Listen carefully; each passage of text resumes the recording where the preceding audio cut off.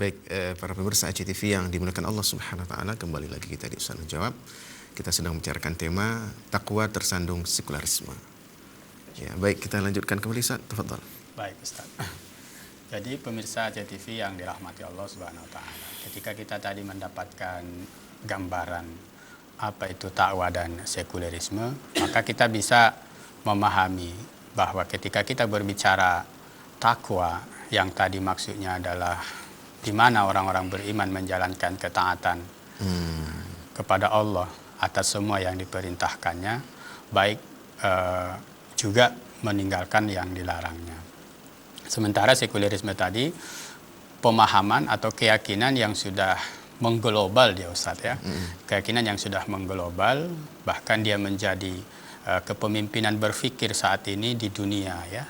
Bahwa semua hampir di dunia sekarang menganut keyakinan ini. Menganut keyakinan yang dulunya menjadikan Eropa itu bisa keluar dari kegelapan teokrasi itu Ustadz ya. Kemudian membangun peradabannya yang saat ini dikagumi oleh dunia gitu ya, peradaban barat ini. Jadi sekularisme tadi dengan definisi memisahkan agama dari kehidupan, maka kalau kita kaitkan ke takwa, maka jelas ya sekularisme ini adalah sandungannya.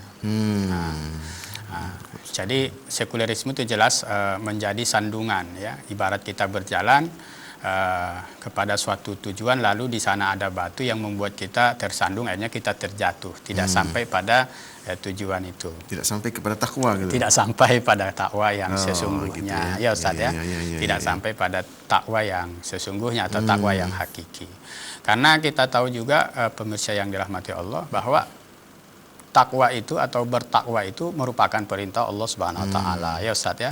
Bahkan sebagaimana Allah menyeru orang beriman berpuasa, Allah juga menyeru kita agar bertakwa. Nah, di mana Allah mengatakan a'udzubillahi minasyaitonirrajim, ya ayyuhalladzina amanu haqqa tuqatih. Ittaqullah haqqa tuqatih wa la tamutunna illa wa antum muslimun.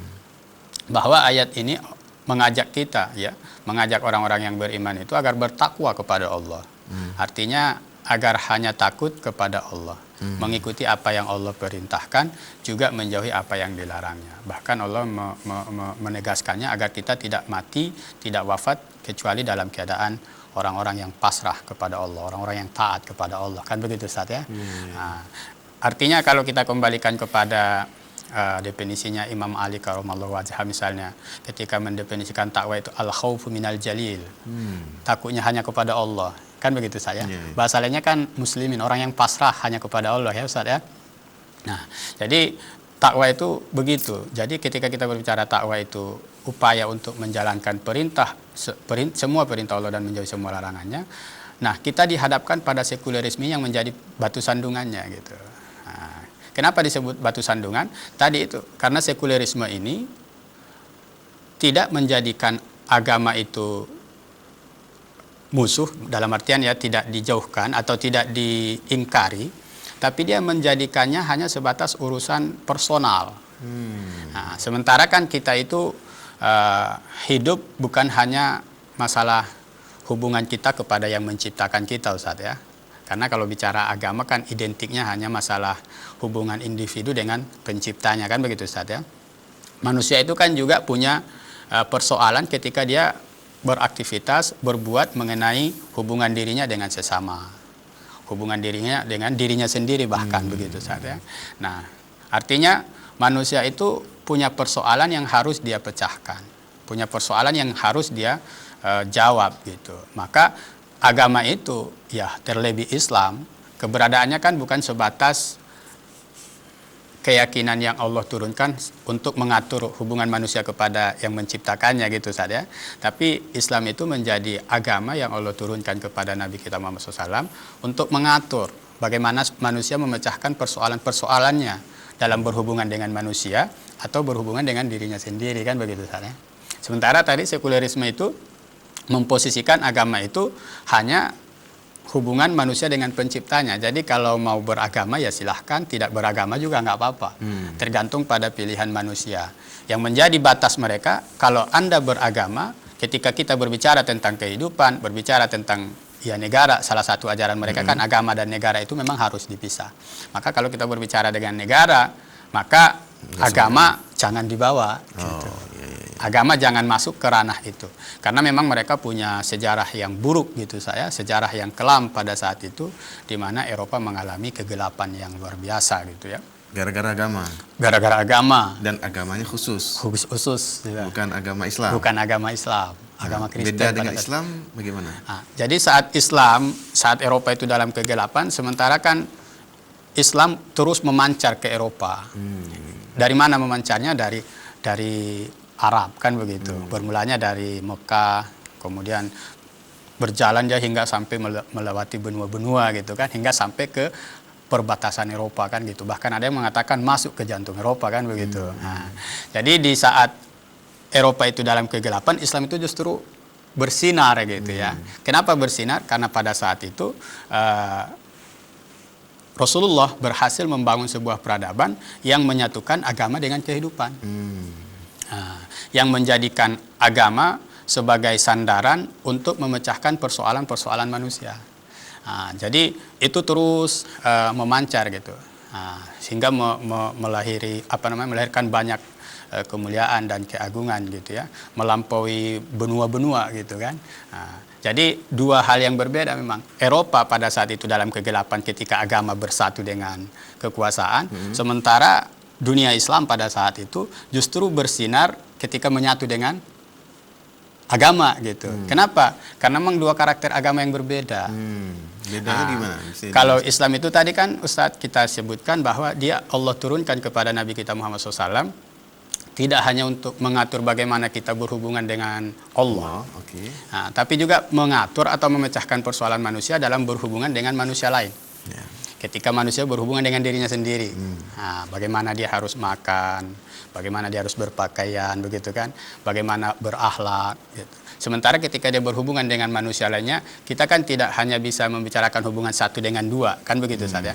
Manusia lainnya itu kan di situ nanti ada agama, antara agama dengan agama, antara agama dengan yang beda agama. Ini kan pasti ada interaksi Ustaz kan. Tidak mungkin kita itu bisa berinteraksi hanya dengan yang seagama saja.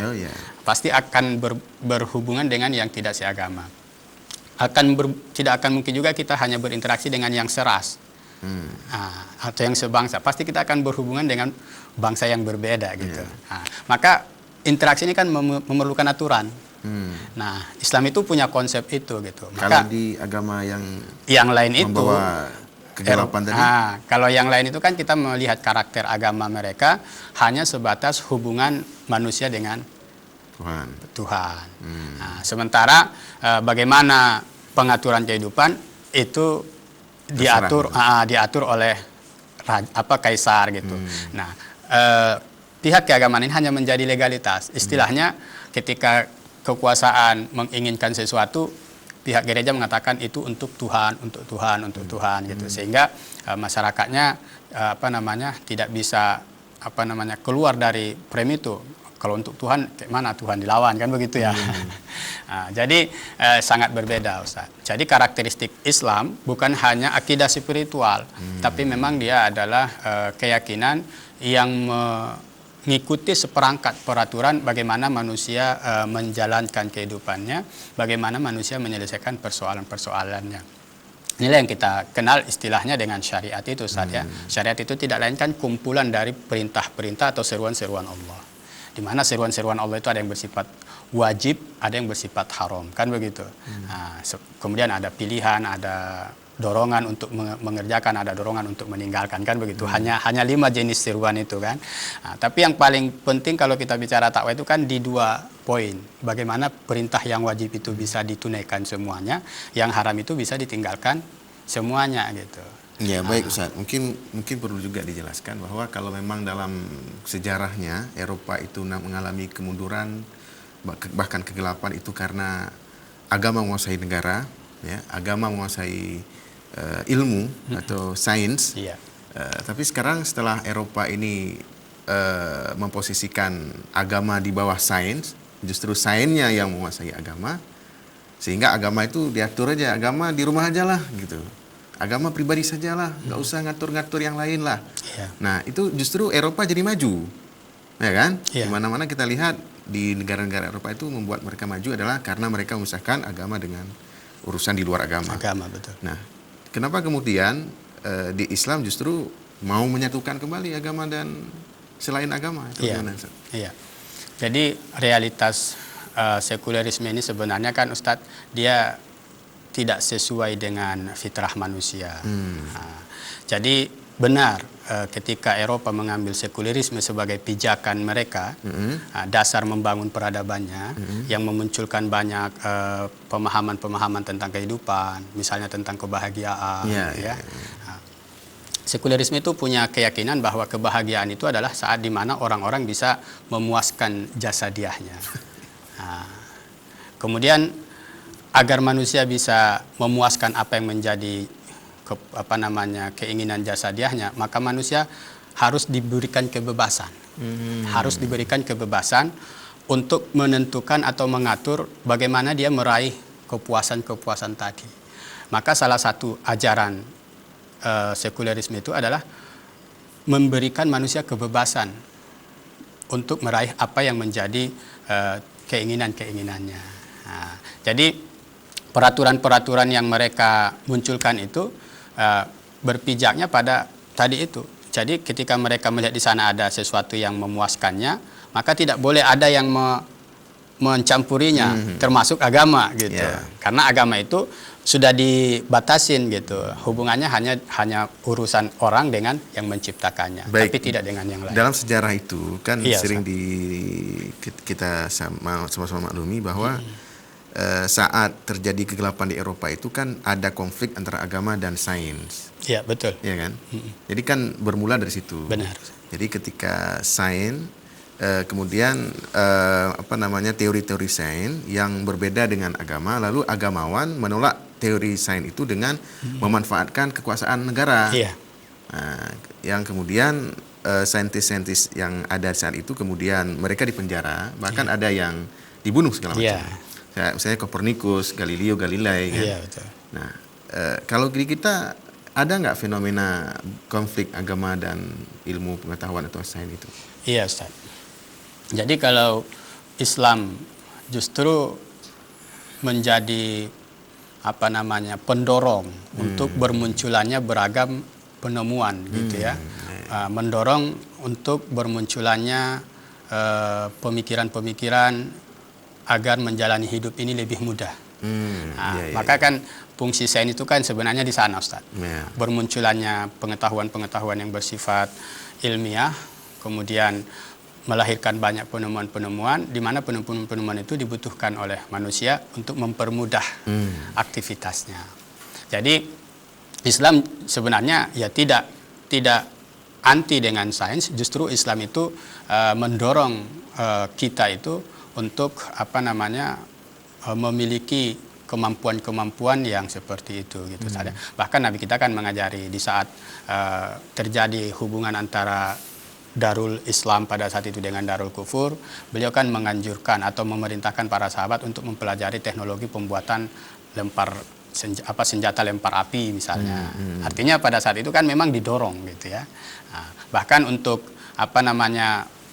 tanaman agar bisa produktif, tidak hanya satu jenis gitu. Maka beliau mendorong agar dikembalikan pada kebiasaan pengetahuan sainsnya gitu ya. Maka beliau mendorong adanya penyerbukan dan lain sebagainya kan begitu saya. Jadi itulah karakter yang berbeda antara Islam itu dengan yang lain gitu. Kalau yang lain itu kan memang sebatas personal dengan Tuhannya, tidak dengan kehidupan gitu. Sementara Islam itu dia mengatur bagaimana manusia memenuhi naluri beragamanya, dalam hal ini dengan Allah atau dengan penciptanya, tapi juga mengatur, menata, memecahkan persoalannya ketika dia berurusan dengan orang-orang lain, dengan dirinya sendiri gitu. Sehingga karakteristik agama Islam dengan keyakinan spiritual yang lain dan juga keyakinan politik seperti yang diemban Eropa itu dua hal yang berbeda. Nah, kenapa tadi Eropa juga bisa bangkit ketika memisahkan agama dari kehidupan? Betul, Eropa itu bangkit dari sisi sainsnya, tapi tidak dari sisi budayanya, tidak dari sisi manusianya. Kita menyaksikan Eropa itu bangkit di atas sebuah gambaran kehidupan yang tidak manusiawi sebenarnya. Nah, tidak memanusiakan manusia. Kenapa? Karena manusia akhirnya dipaksa untuk tunduk pada kemauan dan kepentingan para pemilik modal. Gimana maksudnya tuh? Nah, jadi di mana manusia itu hidup gitu, hanya untuk aktivitas membesarkan para pengusaha, kan begitu. Di mana manusia itu menjadi buruh-buruh di pabrik-pabrik. Realnya apakah dalam bentuk tadi menjadi buruh di pabrik? Ya, kita menjadi hidup itu hanya untuk masuk kerja, pulang kerja, kan begitu. Nah, sementara yang kita dapatkan dari situ berapalah tetesan yang datang kepada kita dibandingkan apa yang dicurahkan kepada para pemilik modal. Akhirnya kendali kehidupan kita dimonopoli oleh para pemodal itu gitu. Orang-orang yang memiliki modal besar gitu ya. Karena tadi kebebasan yang mereka yakini itu harus diagungkan gitu kan. Nah, siapa yang paling diuntungkan? Ya yang paling punya modal besar. Nah, Eropa itu kan sebenarnya kayak gitu juga. Mereka bekerja siang malam, tapi yang didapatkan berapa, kemudian ditarik lagi lewat pajak-pajak dan lain sebagainya. Berbeda sekali dengan Islam. Itu yang tidak manusiawinya. Enggak manusiawi. Itu dari sisi moralitas juga kan kita menyaksikan di tengah kemajuan teknologi itu Eropa itu kan moralnya sangat bobrok, Ustadz ya. Di mana terjadi ya kalau bicara moral Eropa itu kan nggak manusiawi gitu ya, nggak manusiawi kan begitu, nggak manusiawi itu dari sisi hubungan Baik, manusia. kita lanjutkan setelah pesan-pesan berikut ini.